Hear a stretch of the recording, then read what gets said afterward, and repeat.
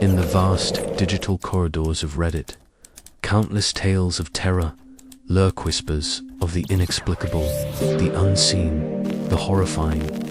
In this chilling compilation, Noctum brings to life 5 true stories that defy reason and haunt the soul.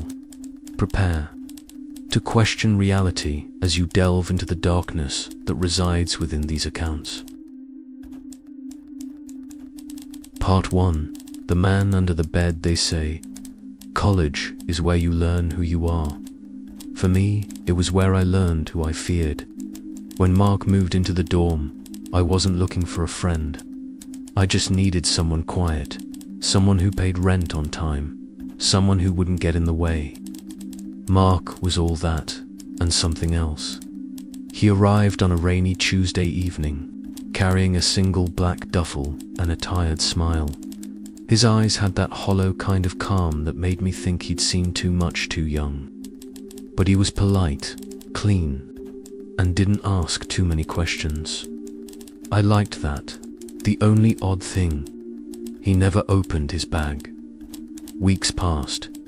He barely left the room, said he was studying for something big. I believed him until I started hearing the scratching asterisk. At first, it was just a soft scraping, like fingernails on fabric. I thought it was the radiator or maybe rats in the walls, but it came from under my bed. Always at night. Always around 3 a.m. Mark was always asleep by then or pretending to be. One night, I asked him directly. He didn't even look up. "You're just dreaming." I set my alarm. 2:59 a.m. I waited, held my breath. 3 o'clock, the scratching began. With trembling fingers, I leaned over the edge of my bed and looked underneath. And there he was. Mark curled under my bed, his eyes wide open, smiling. "I like it down here," he whispered. I confronted him the next morning. He denied it, said I was sleepwalking, hallucinating. But I wasn't.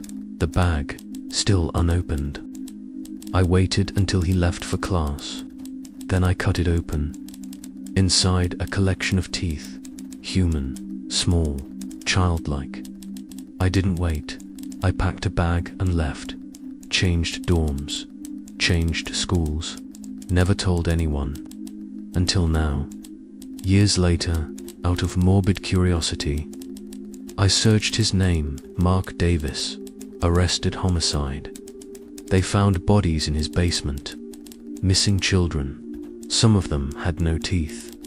The scariest part, I still don't know if that smile I saw under my bed was the first time he showed his true face or the last.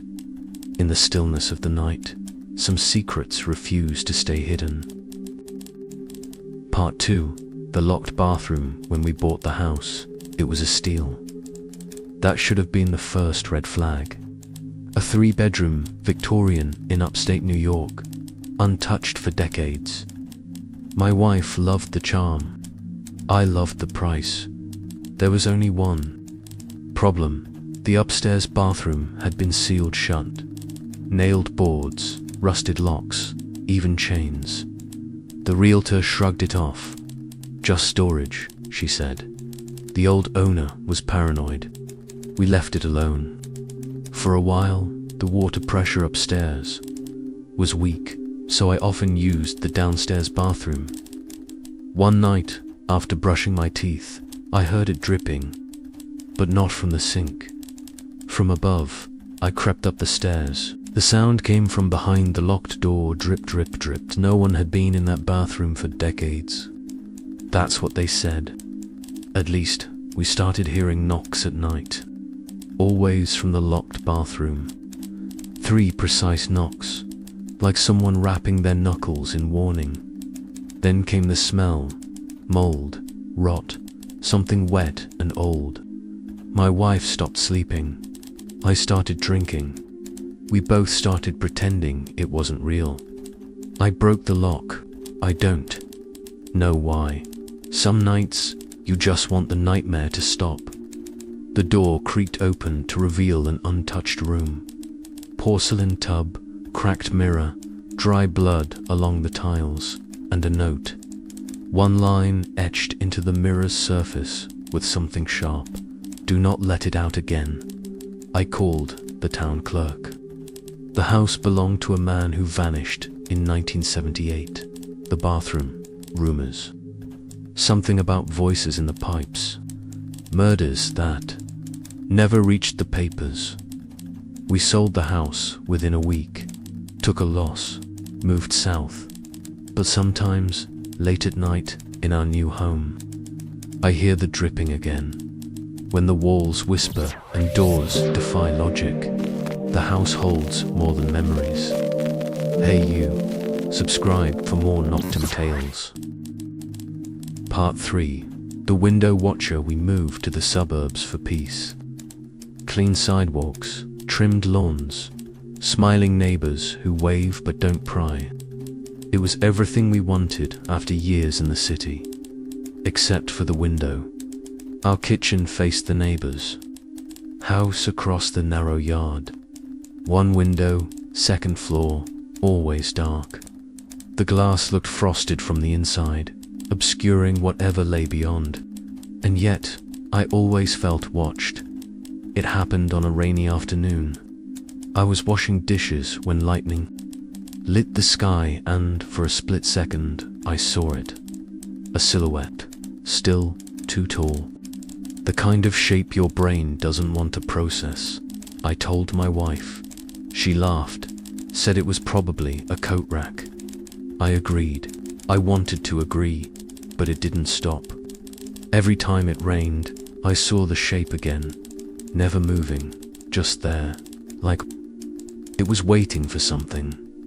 Then one night, I saw the silhouette raise its hand, slowly, deliberately, and press it against the glass.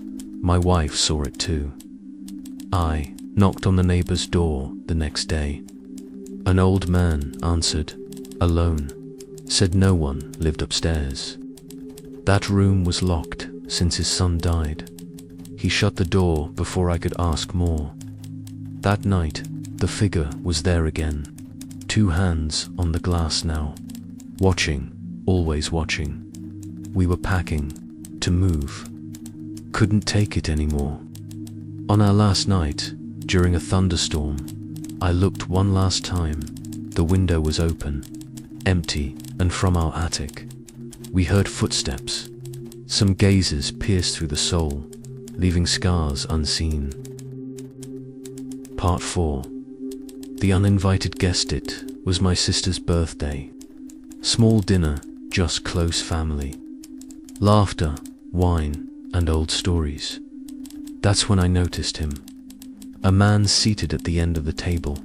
Pale, silent, unfamiliar. Nobody introduced him. Nobody even seemed to acknowledge him. I thought maybe he was someone's +1. Until I asked. My aunt looked confused. "There's no one else here." I laughed it off. Maybe I'd had too much wine. But he was still there, watching in the group photo we took that night. He's in the corner, blurred, staring right at me. I showed it to everyone. No one remembered him. No one saw him in the picture but me. I printed the photo. Took it to an old photography expert in town. He examined the negative.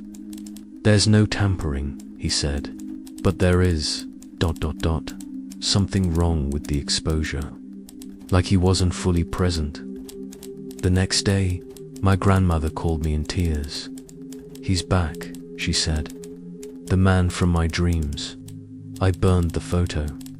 That night, every frame in the house fell from the walls. He appeared again, this time outside the window. Smiling, my dog wouldn't stop barking. My lights flickered. The air was cold, and it wasn't winter. We don't celebrate birthdays anymore. The photo is gone, but I still feel him near. At family events, during dinners, sometimes I catch a glimpse of a pale figure at the edge of my vision. I never speak of him, but I know he's listening. Not all guests come bearing gifts. Some bring only dread. Part 5. The silent passenger used to love driving at night. Empty roads, cool air, music low.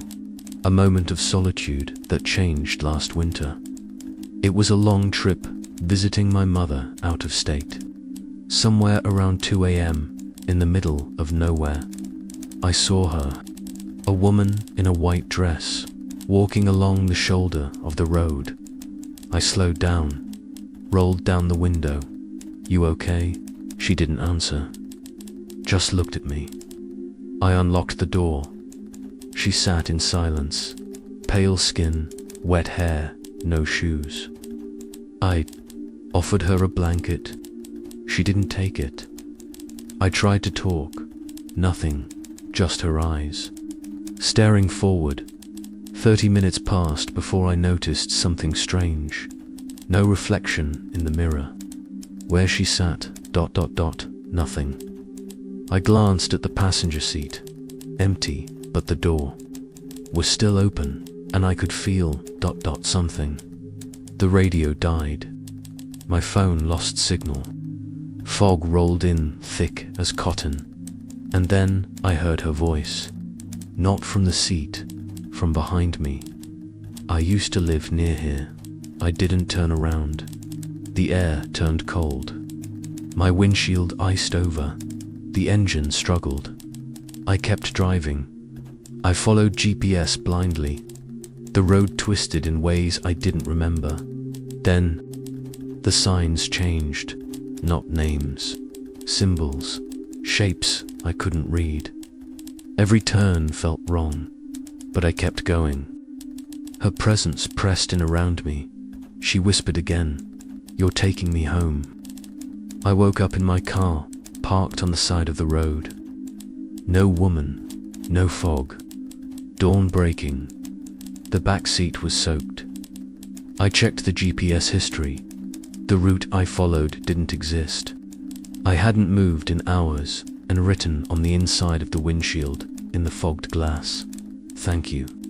Sometimes, the journey is more terrifying than the destination.